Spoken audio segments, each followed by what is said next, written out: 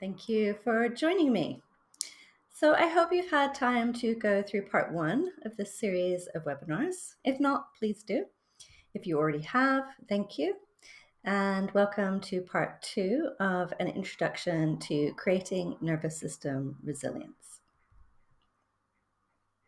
So just a quick recap of part one to refresh how we got here. We've visited the subjects of what causes stress, and the primary answer is anything that the nervous system and the brain feel unsafe with. We've looked at what happens during stress reactions and learned that we usually get multiple symptoms in many areas of the body simultaneously. And we may have even been diagnosed with a syndrome such as IBS, chronic migraines, chronic fatigue, etc. Lastly, we investigated the causes of stress, and we've learned that those who have experienced trauma in their lives, which is almost half of us, have a brain that's been sensitized to danger. And this is going to come up again later on. And also there are personality traits and the way that we talk to ourselves that can put a huge pressure on an already pressurized nervous system. We'll be covering 3 questions today also. And these questions are, what does the nervous system do? What are the different states of the nervous system? And does our nervous system ever get it wrong? So what does the nervous system do? What's the first answer that comes to your mind when you think of that question?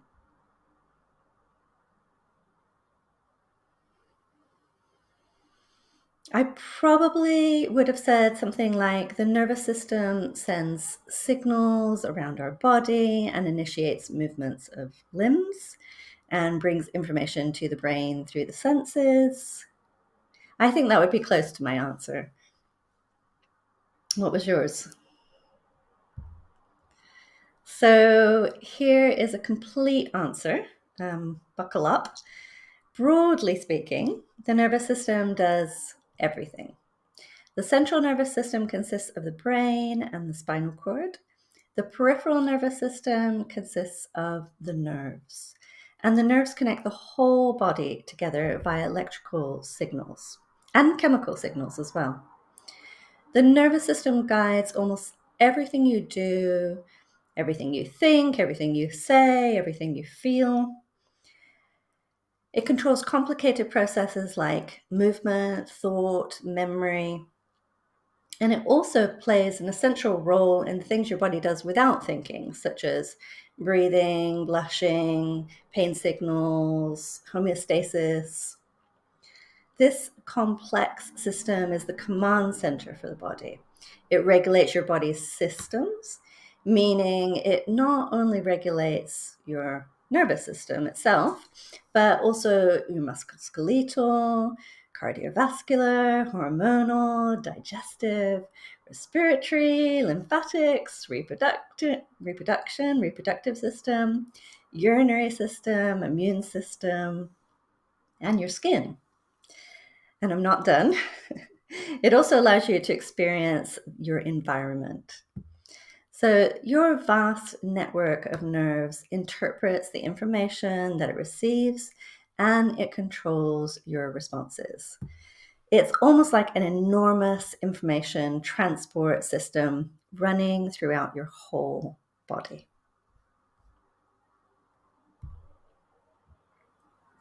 Essentially, your nervous system is saving your life 24/7. It's making thousands of calls a day regarding what is safe and what is dangerous. It'll tell you to pull your hand away from a hot stove before you even know there's any damage. It'll freeze your foot in midair to stop you being blindsided by a moving object. It'll give you enough energy to pick up and run if there is a threat. It might even pump you up, ready for a fight if it's needed.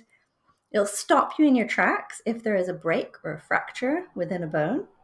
It'll let you know if there's an injury to the system and whether it makes sense to pay attention to it at that moment. It can switch pain on and off again according to threat and need. It will reject all the food you ate, one way or another, if you know what I mean. If it detects something odd, it will start shivering if your temperature drops too low, and it will sweat if you are overheating. And it does this all unconsciously so as not to be slowed down by conscious thought. And this is very important. It would rather say danger and be wrong than say safe and be wrong. So your nervous system is always erring on the side of extreme caution in order to give you the best chance at getting to a ripe old age.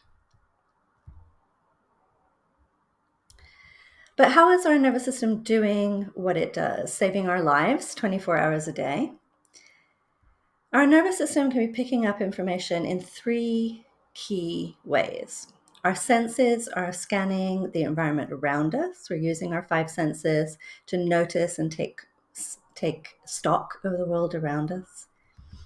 Our nerves are also relaying the state of our internal world. So our nerves are letting us know if we need to deepen our breath, take in some more calories, put an extra layer on. And our senses, our nerves are also picking up cues in between people, in between ourselves. So we unconsciously notice messages of safety or danger coming from other people via body language and what you might call our sixth sense. So the question was, what does our nervous system do? Your nervous system is merely saving your life minute by moment, checking our environment, our internal body, and other people for danger, and its vigilance is never ending, not even when we're asleep. I'm exhausted just reading what our nervous system does for us. We are incredible.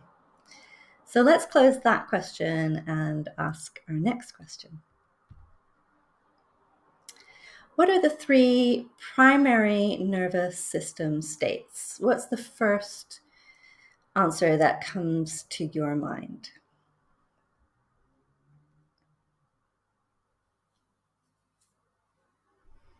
I'd heard of fight flight when I was younger. It wasn't until years later that I started hearing about rest and digest and freeze. I wasn't quite sure what they meant, but I was hearing them roundabout. For myself, I didn't think that I went into fight, flight, or freeze very often. I mean, I didn't start running down the street when a bill landed on my doorstep. Almost, not quite. And I didn't usually punch anyone from the time of my morning coffee until my lazy evening routines. Not that I didn't want to. And freeze, I think I thought that this was kind of a deer in the headlights kind of thing, and that it didn't really apply to people going about their day to day unless they were caught up in something like a bank robbery or something equally surprising and terrifying. So I'd heard of these things. I just didn't apply it to me and my life. Does that sound familiar? So, just in case you missed them, since I introduced them in quite a messy way, here they are a bit more neat and tidy. Number one, rest digest, sometimes called ventral vagal, parasympathetic response, also called feed and breed. There's an image for you. Fight flight, also called sympathetic response, and this is a mobilization response. So the brain decides danger, do something, run towards to disable the threat or run away from, preferably faster than whatever the thing is chasing you. Dorsal collapse, also called like a shutdown. The brain says, danger, we have no energy to fight or flee. We're too slow and too weak to fight or flee, something like that. Shut down all systems and pray. Well, I'm not sure about the pray bit, but you get the idea. And what about freeze? Well, freeze is a combined state of the sympathetic, mobilize, and the dorsal state of immobilize. So another way of saying that is that you're being pulled in two different directions. So can you relate to any or all of these states within your nervous system?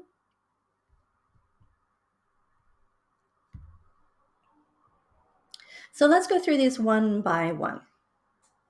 Often known as rest, digest, connect, this happens when our brain gives us the signal safe.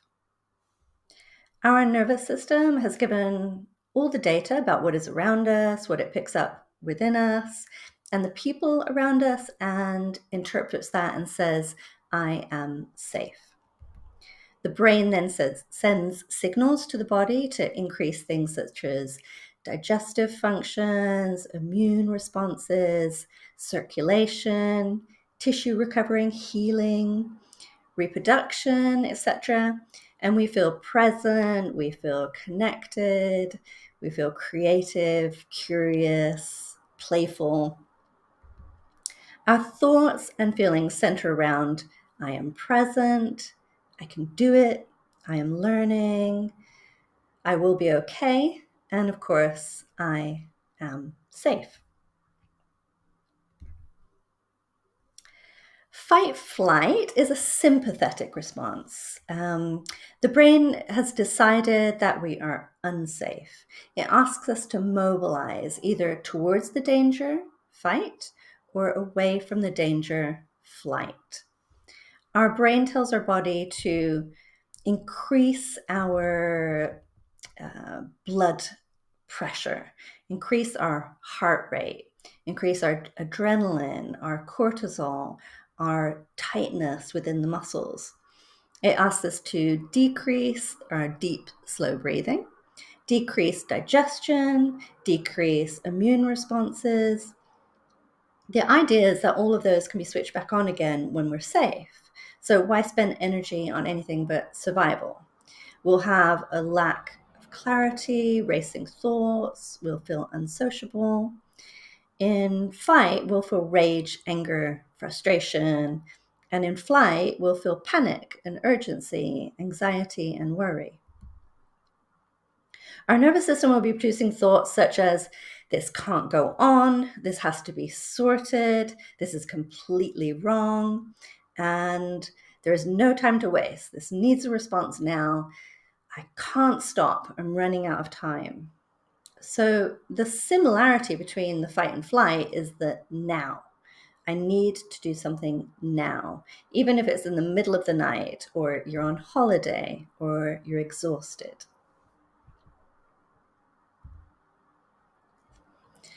The other decision the brain can make is, yes, there is danger. I call for shutdown. Maybe you've been fighting and fleeing, and there's no more energy left to do either. Or maybe the danger is too large and too powerful.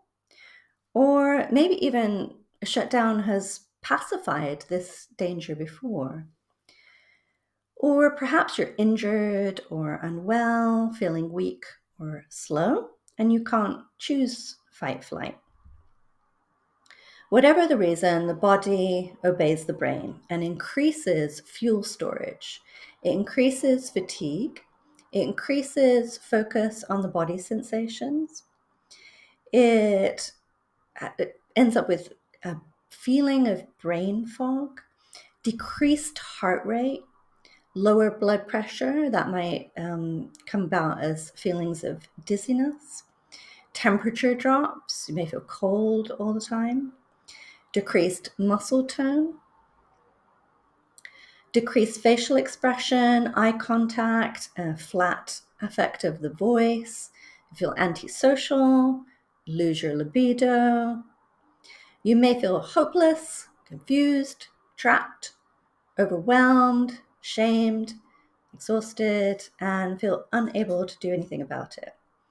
Thoughts will come up such as, it's too much. I'm hopeless. I can't cope with this. There's something wrong with me. That's a big one. Or you might just be asking others, what should I do? What should I do? So this may not be the picture that you would associate with freeze, but in freeze, you may end up pushing yourself along and driving yourself forward, even though you feel completely exhausted, and as if every day is a big slog up a hill. Or you may collapse into bed, but you're not relaxing. You're just thinking about that hill and how you should be going up it. In my opinion, this is a really difficult place to find yourself. You'll find yourself oscillating between the high pressure of mobilization, trying fighting and then running away, and then collapsing, only to try it again. Your body will feel chaotic, sometimes boiling hot, then freezing. You feel tired but wired. You may not sleep, even though you're exhausted. You may feel rage and then hopeless. It's a messy mix, and it comes from this combined and changing messages from your nervous system. And I put a heart on this page because I just feel like the remedy just needs to be put here immediately. And it really is a lot of self-compassion that's needed here. So there is a nervous system state of safety, and there are two survival states, and there's the possibility of the two survival states being a combined state. Sympathetic responses, that's one of the two survival states. That's fight, flight, mobilize, now. Dorsal vagal, shut down, collapse. It feels like I am not here. The combined state is I'm frozen in panic, but I need to fix this. And how? I think it's really important to say here that the idea isn't to remove the stressful states, nor to remain in rest and digest permanently, but rather to figure out how to create a flexibility and a strength within the nervous system to move within all these states with ease, not to get stuck in any one of them any longer than your circumstances dictate. So this really is what we could say is nervous system resilience. So I'd like for you to take a moment to experience these states within a safe space to understand what Deb Dana calls the flavor of each state. So I often recommend Deb Dana's book, Anchoring, for those wanting to explore the subject of the different states of the nervous system and how their own body responds within these states. So this particular exercise is taken from chapter 3, page 34, and is called Exploration, the Autonomic Experiences of Yes, No, and Maybe. She writes, start by exploring the different qualities of saying no. How do you say no when driven by your sympathetic system and that mobilized energy that comes from fight, flight?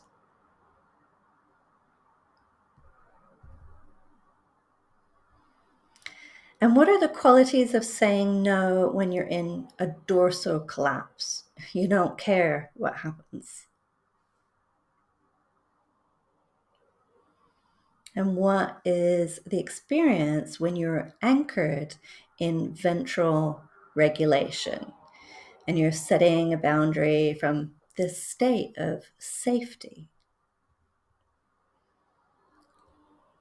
And we can all do this for all the questions and experiences. So you might want to pause here and go through the yes and the maybe via all these three states, exploring the flavor of each, how it shows up in your body and your mind. What we find is that it really isn't the situation or the question or the experience itself, but it's rather the state that we find ourselves in that lends the most intensity to what we're calling reality. So the question was, what are the three states of the nervous system? And the answer is rest and digest, which is a state of safety.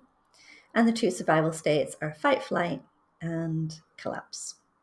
And there's also the possibility of a combined state. Then can you relate to any of these protective habits within your own nervous system? Are there certain states that your body goes into that connect with certain circumstances? We'll close this section and we'll move on to the final question within this webinar. Can the brain make a mistake regarding what is dangerous and what is safe? What's the answer that comes to mind when you ask yourself this question? My mind immediately says, for me, oh yes, of course, my brain's making mistakes all the time. I think I put something securely on a shelf and it slips off. I get some bad news. I think the world is ending and it doesn't. I feel a phone vibrating in my pocket and I've left it at home. I can hear my cat meow and then find out they're asleep. My brain definitely gets it wrong.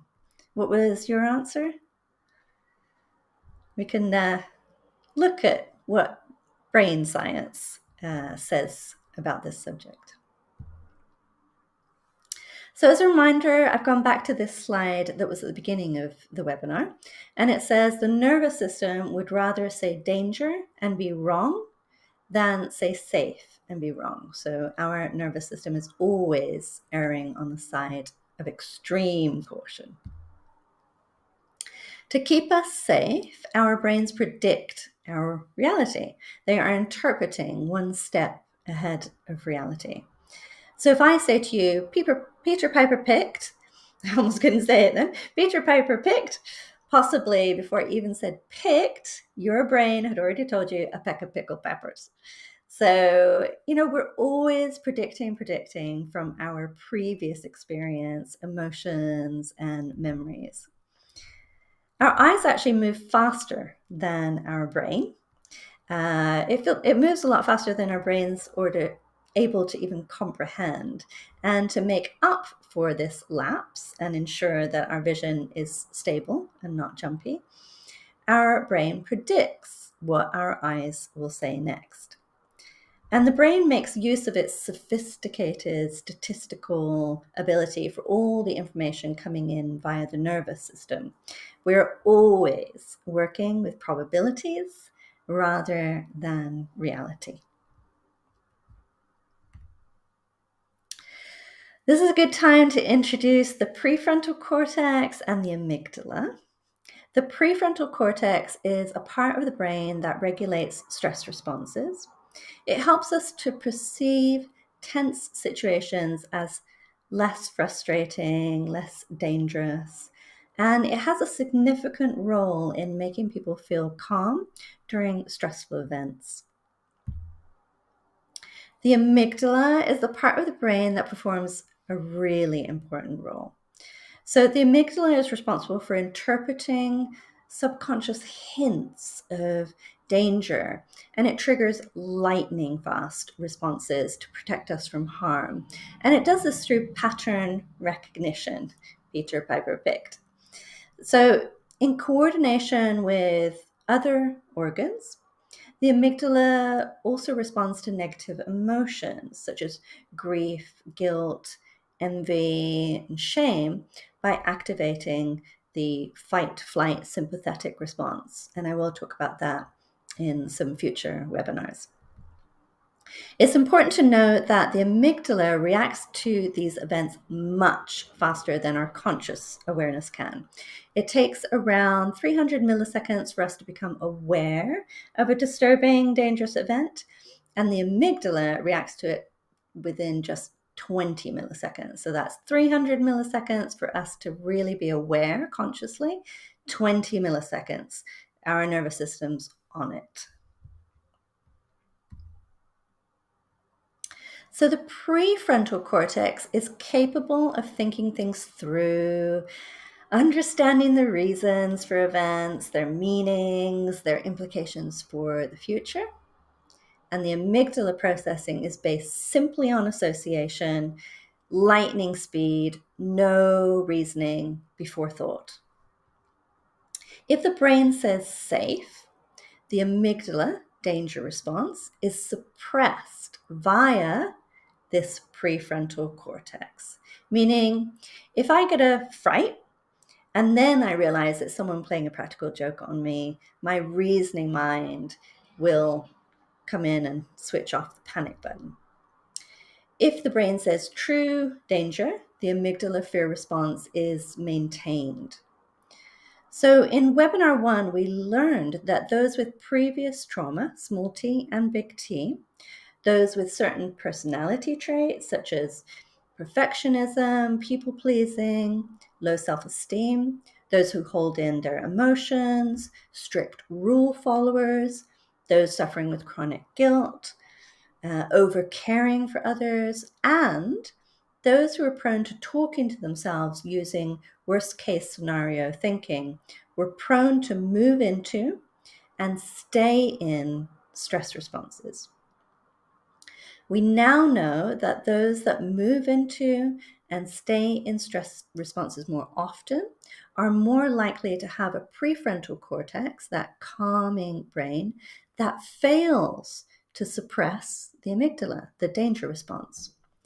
And every time this happens, the brain is learning and hardwiring an incorrect response to a stimuli, making it more and more likely to repeat over and over again, even before thought has had a chance of intervening. This is due to the neuroplasticity of the brain. And this is how the chronic cycles of stress and pain start and continue. So as we learned in webinar 1, a continued stress response shows up as a whole host of mind and body symptoms in multiple areas of the body, often as disease syndromes. And as we learned earlier in this webinar, the fight-flight, it's just in itself, right, raises blood pressure, raises heart rate, raises cortisol, switches off digestion, switches off healing. Just that alone could cause a whole host of symptoms when we have it as a chronic state. And then we have the changes that the collapsed state brings, and then the combined state brings. And we really start to see how chronic symptoms anywhere in the body can be linked to a nervous system in distress. So, yes, the brain can make mistakes regarding what is dangerous and what is not. There's quite a lot of research data now showing the effects of stress and chronic pain on the brain. It doesn't just affect the function of the brain, though. It actually affects the size of the prefrontal cortex and the amygdala. So continued stress can shrink the prefrontal cortex. As we know, that's associated with memory, learning, bringing calm. But it can also increase the amygdala, which can make the brain more receptive to danger signals.